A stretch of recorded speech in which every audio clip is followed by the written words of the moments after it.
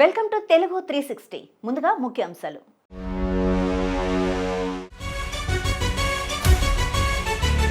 ప్రమాదం దురదృష్టకరమన్న సీఎం, మృతుల కుటుంబాలకు కోటి నష్టపరిహారం.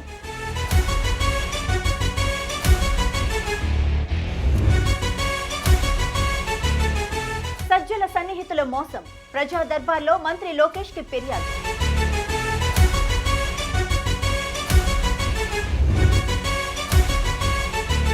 హోటల్లో శ్రీవారి గర్భాలయ నమూనా సెట్, తక్షణ చర్యలకు జనసేన డిమాండ్.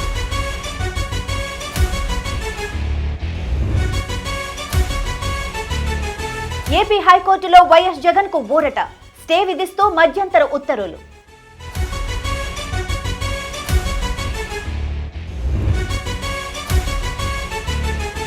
సూపర్ 6 పథకాల అమలుకు కట్టుబడి ఉన్నామన్న చంద్రబాబు, త్వరలో నిరుద్యోగ భృతి.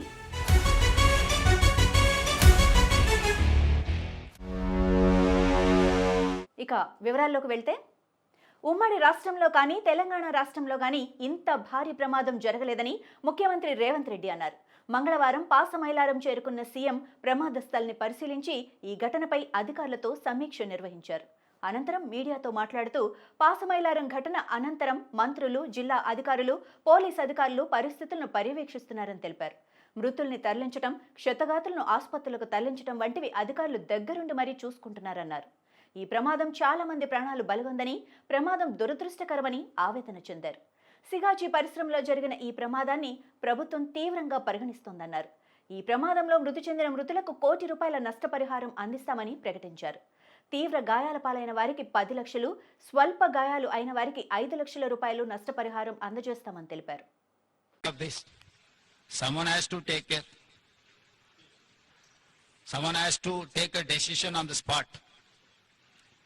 Now the issue is that compensation.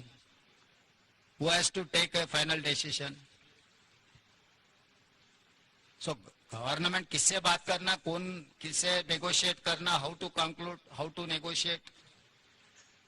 We should have some action plan from our side and from their side. Jacob, have you decided anything to this compensation? What is your action plan for that? You tell me, that's okay. What is your this thing? So you know some of the accidents in some other places taken place and how much they have given, or there are 3 verticals. One is death, the other one is serious injury persons who are not eligible, who are not capable to do further anything. Third one is limited injuries. These 3 categories are there. You have to decide how much you are going to pay. Any insurance is there? దీనికి సంబంధించి చనిపోయిన కుటుంబాలకు ₹1 కోటి నష్టపరిహారం ఇప్పించాలి. పరిశ్రమ వాళ్ళతో మాట్లాడి ప్రభుత్వం వైపు నుంచి, పరిశ్రమ వైపు నుంచి చనిపోయిన కుటుంబాలకు ₹1 కోటి నష్టపరిహారం ఇవ్వాలి అని చెప్పి నేను ఆదేశాలు ఇవ్వడం జరిగింది. ఆదేశాల ప్రకారం మా మంత్రులు పరిశ్రమ యజమానులతో మాట్లాడి ప్రభుత్వం వైపు నుంచి సహకారం తీసుకొని వాళ్ళకి నష్టపరిహారం అందించడం జరుగుతుంది.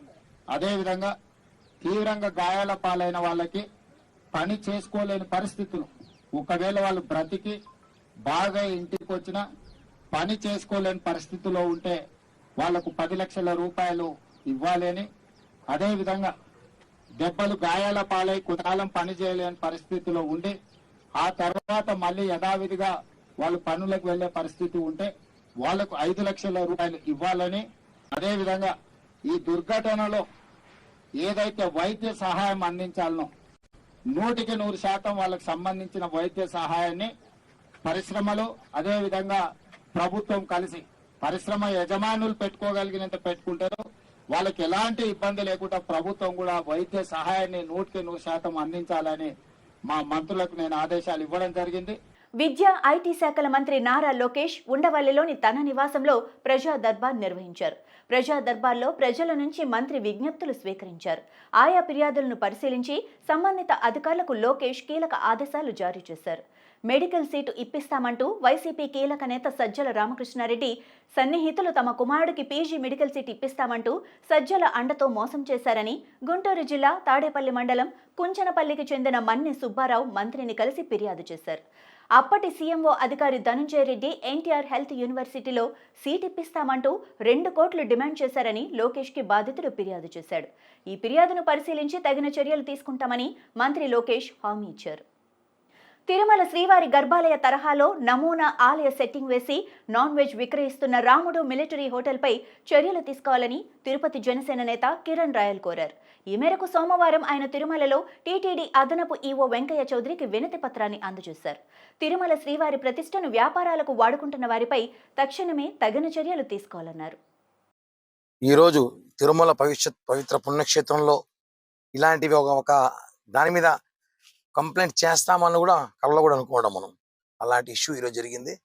ఇప్పుడే TTD additional EO Venkayya Chowdary గారిని కలిసి ఒక వినతి పత్రం ఇచ్చాం. అది ఏమంటే మీకు అంతా కూడా షేర్ చేశా ఒక వీడియో. వెంకటేశ్వర స్వామి గుడి గుడి సెట్ ఎలా అంటే గుడి ఎలా ఉంటుందో ఆ గుడిని అలానే సెట్ వేసేసారు. జై విజయ, బంగారు ఆకిలి, రాములవారి పడి, కులశేఖర్ పడి పెట్టి ఒక అతను సెట్ వేశారు అట్టే.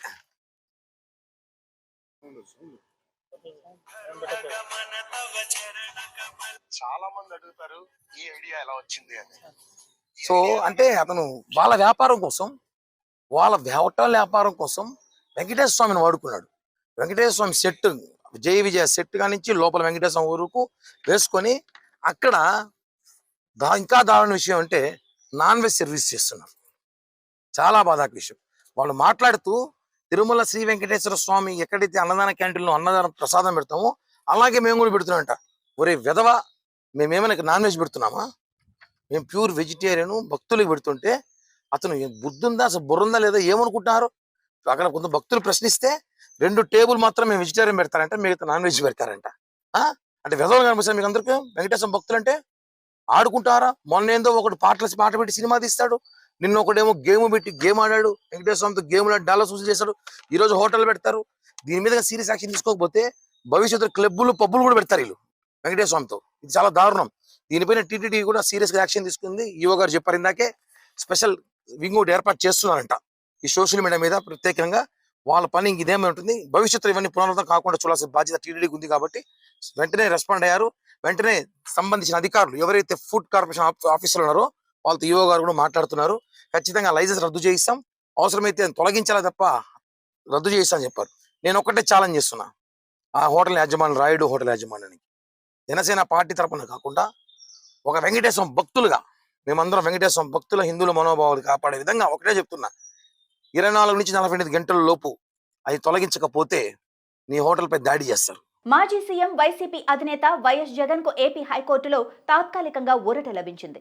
సింగయ్య మృతి కేసులో వైఎస్ జగన్ ను పోలీసులు విచారించకుండా న్యాయస్థానం స్టే విధిస్తూ మధ్యంతర ఉత్తర్వులు జారీ చేసింది. తదుపరి విచారణ హైకోర్టు 2 వారాలకు వాయిదా వేసింది.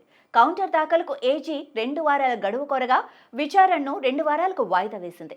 దాంతో పోలీసులకు కూటమి ప్రభుత్వానికి ఎదురు దెబ్బ తగిలింది. పల్నాడు జిల్లా సత్తెనపల్లి మండలం రెంటపాళ్ల పర్యటనకు వైఎస్ జగన్ వెళ్తుండగా వైసీపీ కార్యకర్త సింగయ్య ప్రమాదవశాత్తు మృతి చెందాడు. జగన్ కాన్వాయ్ కారణంగానే సింగయ్య మృతి చెందాడని నల్లపాడు పోలీసులు కేసు నమోదు చేశారు. ఈ కేసును కొట్టేయాలంటూ జగన్తో పాటు పలువురు నేతలు క్వాష్ పిటిషన్లు వేశారు. వాటన్నింటినీ విచారణ జరిపిన హైకోర్టు తదుపరి చర్యలు నిలిపివేస్తూ స్టే విధించింది. తెలంగాణ బీజేపీ అధ్యక్షుడిగా మాజీ ఎమ్మెల్సీ రామచంద్రరావు ఏకగ్రీవంగా ఎన్నికయ్యారు. ఈ మేరకు ఎన్నికకు సంబంధించిన ధృవపత్రాన్ని పార్టీ రాష్ట్ర అధ్యక్ష ఎన్నికల ఇన్ఛార్జ్ కేంద్ర మంత్రి శోభా కర్లాండజే, కేంద్ర మంత్రి కిషన్ రెడ్డిలు రామచంద్రరావుకు అందజేశారు. ఈ కార్యక్రమంలో కేంద్ర మంత్రి బండి సంజయ్, ఎంపీలు ఈటెల రాజేందర్, డీకే అరుణ, లక్ష్మణ్ తదితరులు పాల్గొన్నారు. అనంతరం శోభా కరంద్లంజే మాట్లాడుతూ ప్రపంచంలో అతిపెద్ద పార్టీ బీజేపీ అని చెప్పేందుకు గర్వపడుతున్నామని అన్నారు. मुझे खुश हुआ क्योंकि यूनानिमसली हमारे एक पुराना कार्यकर्ता को राज्य का अध्यक्ष बनाने का डिक्लेयर करने का मौका मुझे मिला. I declare that Mr. Ramachandra Rao unanimously elected as the president of BJP Telangana. Telangana का प्रेसिडेंट बन गए, इसीलिए बहुत बहुत बधाइयाँ, बहुत बहुत बधाइयाँ. తాడేపల్లి ప్యాలెస్ లో వైసీపీ యువజన విభాగ సమావేశంలో వైఎస్ జగన్ పాల్గొన్నారు. ఈ సందర్భంగా జగన్ మాట్లాడుతూ పార్టీ స్థాపించినప్పుడు తాను తల్లి విజయమ్మ మాత్రమే ఉన్నామని, కానీ ఇప్పుడు తన వెంట లక్షల మంది ఉన్నారని అన్నారు. ఈ సుదీర్ఘ ప్రస్థానంలో అనేక ఆటుపోట్లు ఎదుర్కొని ధైర్యంగా ముందుకు సాగటం వల్లే ఇది సాధ్యపడిందన్నారు. పార్టీలో యువత పాత్ర చాలా కీలకమని, వారెప్పుడూ ప్రజలకు అందుబాటులో ఉండాలని అన్నారు. పార్టీలో యువత సోషల్ మీడియాని ఆయుధంగా చేసుకుని ప్రజా సమస్యలపై ప్రభుత్వంతో నిరంతరం పోరాటం చేయాలన్నారు. 67 స్థానాలు 2014లో గెలిచినాం. మళ్ళా 23 మందిని దాంట్లో పోచింగ్, మళ్ళా మనల్ని పార్టీని వీకెన్ చేయడం కోసం అని చెప్పి 9 మంది ఎంపీలు గెలిస్తే 3 ఎంపీలను పోచింగ్, 67 మంది ఎమ్మెల్యేలో 23 మంది ఎమ్మెల్యేలు పోచింగ్.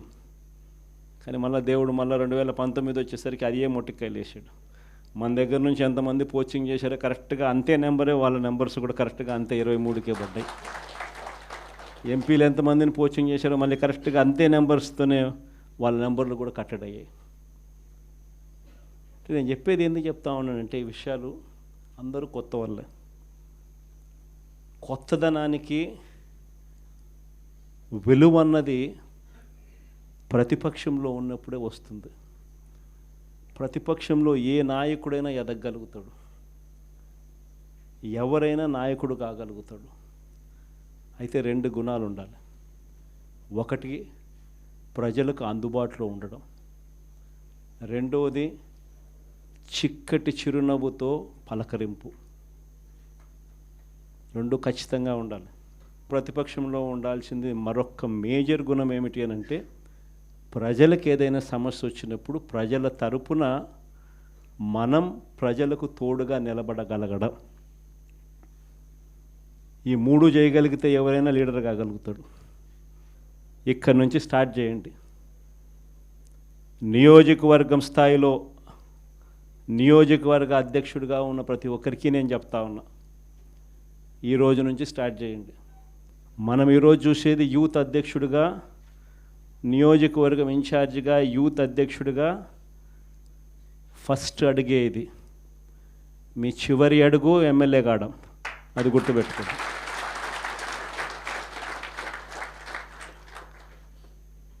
ఎదగడం మీ చేతుల్లో ఉంది, మిమ్మల్ని పెంచడం నా చేతుల్లో ఉంది.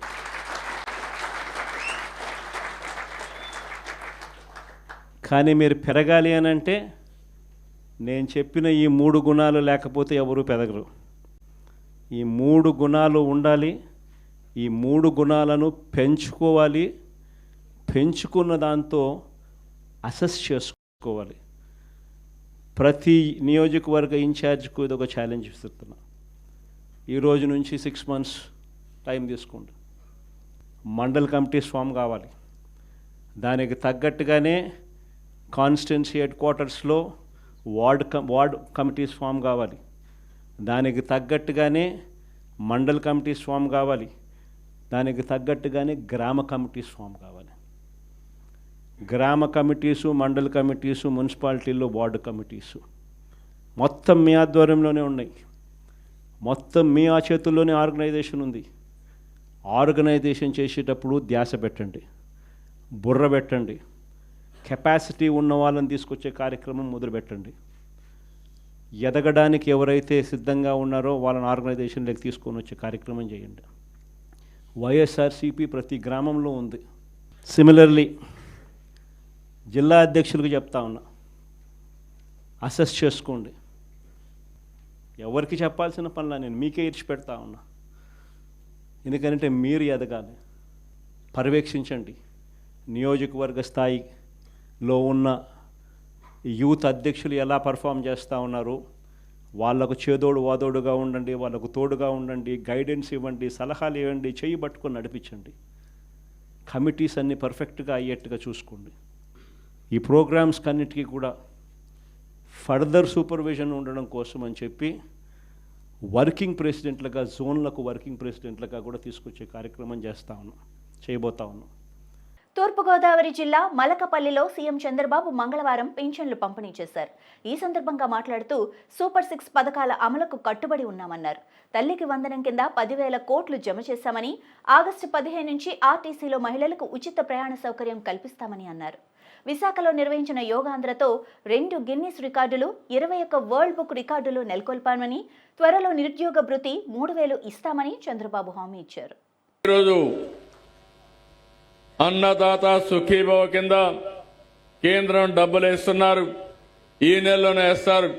నేను ఒకే మాట చెప్పాను, 20,000 రూపాయలు అన్నదాతకిచ్చే బాధ్యత కేంద్రం రాష్ట్రం కలిసి ఇచ్చే బాధ్యత నాదని చెప్పాను. మాట నిలబెట్టుకుంటాం. ఇప్పటి నుంచి కేంద్రంతో సమానంగా మీ అకౌంట్లో డబ్బులు వేసే బాధ్యత మాదని మరొక్కసారి హామీ ఇస్తున్నా.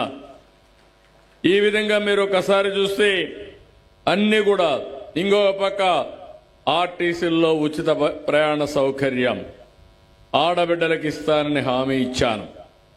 తొందరలోనే ఆడబిడ్డలందరూ ఆగస్టు 15 నుంచి ఉచిత ప్రయాణ సౌకర్యం ఏర్పాటు చేసే బాధ్యత ఈ ప్రభుత్వం తీసుకుంటాం. ఇది కూడా అమలు చేస్తామని చెప్పి కూడా నేను మీకు తెలియజేస్తున్నా. మొన్ననే యోగాంధ్ర గిన్నిస్ రికార్డు 2 వచ్చాయి. 21 వరల్డ్ బుక్ ఆఫ్ రికార్డ్స్ వచ్చాయి. ప్రధానమంత్రి గారు వచ్చినప్పుడు బ్రహ్మాండంగా జరిగింది. ఇలాంటి కార్యక్రమాలు చూసినప్పుడు ఈ రాష్ట్రంలో మీరు ఎంతో అభిమానంతో ఏం చెప్పినా ఆలోచిస్తున్నారు. నేను కూడా అందుకే ఏ పని చేసినా చిత్తశుద్ధితో చేయాలని ఈ కార్యక్రమాలన్నీ చేపట్టాను. ఈరోజు 12 నెలలు అయింది. 12 నెలల్లో కూడా పింఛన్లు ఇచ్చాను. ఈరోజు 13 నెల అయింది. 13 నెలలు ఇచ్చాను. అయితే నేను రాకపోతే ఎక్కడ మన వాళ్ళు సరిగా పని చేయరనే ఉద్దేశంతో నేనే నేరుగా ఒక గ్రామానికి వచ్చినప్పుడు అందరికీ భయం ఉంటుందనే ఉద్దేశంతోనే నేనే వచ్చి పింఛన్లు ఇచ్చే కార్యక్రమానికి శ్రీకారం చుట్టాను. దీనివల్ల మీరు చూస్తే ఇప్పుడే అడిగాను, ఇక్కడ ఇచ్చాయని అడిగాను. 53 మందికి ఇస్తున్నాడు. 2.5 గంటల్లో పూర్తి చేస్తున్నారు. పోటీ పడి ఇస్తున్నారు. నాకు కూడా ఒక రికార్డు ఉంది. ఎక్కడైతే మీకు పింఛన్ ఇస్తానే ఆటోమేటిక్గా సెంట్రల్ కంప్యూటర్కి డేటా వచ్చేస్తుంది. ఏ టైంలో ఇచ్చారు, ఎక్కడ ఇచ్చారు, ఇవన్నీ కూడా రికార్డులో వస్తాయి. అవి తీసుకున్న తర్వాత మీకు మళ్ళీ నేను ఒక క్వశ్చన్ కూడా అడుగుతున్నాను. వచ్చిన వ్యక్తి సరిగా మీతో మాట్లాడా, మిమ్మల్ని గౌరవంగా ఓసారి కొంతమంది కూర్చోండి, కొంతమంది మీరు ఒకసారి చూస్తే పింఛన్ ఇస్తారు, చేదరించుకుంటూ ఇవ్వడం, లేకపోతే ఏదో వీళ్ళు డబ్బులు ఇచ్చినట్టు ప్రవర్తించడం కాదు. సేవాభావంతో ఇవ్వాలి. పేదవాడిని చులకనగా చూస్తే వదిలిపెట్టనని చెప్పి చాలా స్పష్టంగా ఆదేశాలు ఇచ్చాను. పింఛను డెలివరీ చేయడం ఎంత ముఖ్యమో ఆ పింఛన్ని సేవాభావంతో వాళ్లకు ఇవ్వడం అంతే ముఖ్యం.